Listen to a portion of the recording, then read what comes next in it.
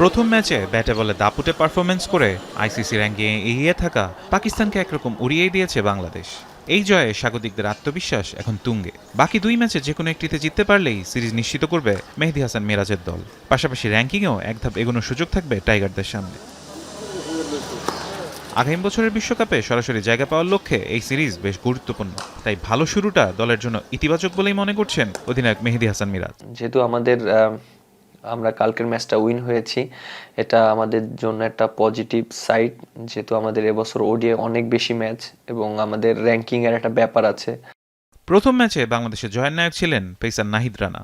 আগুন ঝরা বোলিংয়ে তুলে নেন 5টি উইকেট। আর অধিনায়ক মিরাজ নিজেও বল হাতে ছিলেন দুর্দান্ত, স্বীকার করেন 3টি গুরুত্বপূর্ণ উইকেট। চিজি আইসক্রিমের সাথে ভেলভেটি কেকের মিশ্রণে পোলার রেড ভেলভেট আইসক্রিম, মন ভালো থাক। মাঝখানে একটু বোলিংটা নিয়ে একটু স্ট্রাগল করছিলাম, বাট কোথায় আমার ইমপ্রুভ করতে হবে সেটা আমি খুব ভালো করেই জানি। সেটা নিয়ে আমি কাজ করেছি এবং বিসিএলেও 2টা ম্যাচ খেলেছি।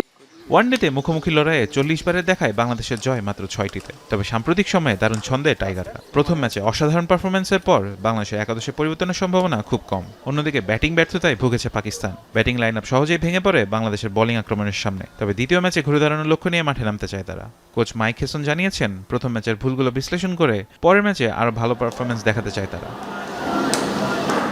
যেহেতু স্পোর্টিং উইকেটে খেলা, স্পিনারদের জন্য চ্যালেঞ্জ থাকবে। তবে মিরাজের বিশ্বাস, নিজের স্ট্রেংথের উপর বোলিং করতে পারলে ম্যাচে জয় পাওয়া সহজ। স্পিনার হিসাবে ট্রু উইকেটে বল করাটা একটু বেশি চ্যালেঞ্জিং।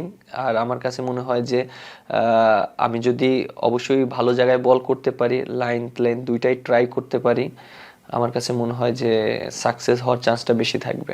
এখন দেখার বিষয় দ্বিতীয় ম্যাচে জয় তুলে নিয়ে সিরিজ নিশ্চিত করতে পারে কিনা বাংলাদেশ। ফারহান ইহসান, এখন।